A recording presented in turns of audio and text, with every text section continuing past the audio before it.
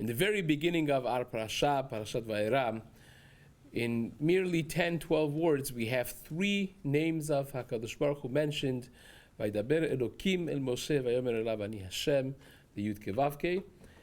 He introduces himself, perhaps according to the Rishonim, he reminds him that he is the same Hashem that spoke to him in the burning bush. And immediately after it says, Vayera el Avraham el Yitzchak vel Yaakov bekel shakai. I spoke to the Avot bekel shakai. Now that's 1, 2 names. So you have 3 or 4 names mentioned in the very immediate psukim of the parasha. And the way Chazal explained this to us is carrying a magnificent, incredibly important message. Remember here Moshe Rabbeinu complained for the first time. He said, Hashem, you promised something, and I don't see it coming through. It became worse. It became exactly the opposite. Me'az bati el paro, hera la'am hazeh. From the moment I came, it was supposed to get better, it got worse. V'atzeh lo yitzalta et amecha. And Hashem tells him, whether Hashem is upset with him or not, again, we have discussed that perhaps Moshe Rabbeinu was punished because of this, but certainly a teachable moment. Hashem says, look, Avraham, Yitzchak, and Yaakov, I dealt with them in the midah of Kel Shakai, which is a midah of, I promised them, but there's no coming through.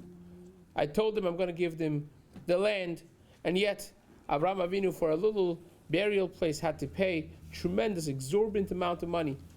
I told him I'm going to give you children, and then I told him to shecht his only son. I contradicted myself. Many times things didn't make sense to them, but that is the process of building. Now, I'm going to fulfill all the things that I told them. That's the name of Yud Kei Vav Kei. There are different times in a person's life, in a building of a life, in a building of a community, that we deal with different midot of Hashem. Sometimes it's Kel Shakai, things don't make sense. And you have to push through and keep trucking.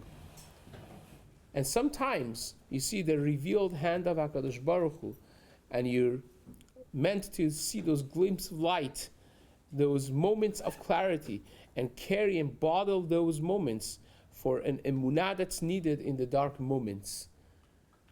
Moshe Rabbeinu, the first challenge that he had was, doesn't make sense. HaKadosh Baruch Hu said, that's exactly how it works. Sometimes things are you have to just push through in life. Not every moment of life is going to be glorious, even in the process of Geula. Remember, this is a process of Geula. And there are many moments that you have to just push through, being consistent, doing things that we do best in the darkest of the moments. Those consistent moments are what builds a person. When things are not great, you're a little sick, you're a little under the weather, you're not feeling like it. I'm not feeling it, right? It's not the vibes that you want.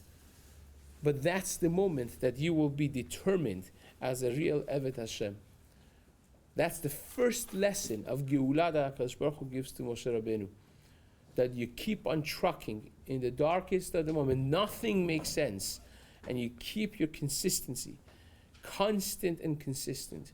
You know, the Midrash says, what if you would encapsulate the whole Torah in one sentence, in one mitzvah, what would it be?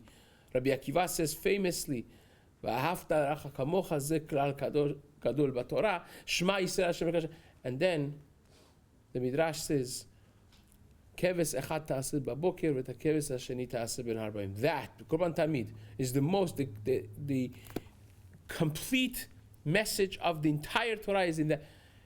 And the Midrash sides with this. The maskana of the Midrash is that consistency. Small things, but every day.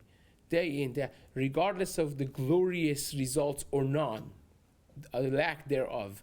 That is really the message that we have for the beginning of the Geulah Be'ezrat Hashem for all of us. Amen.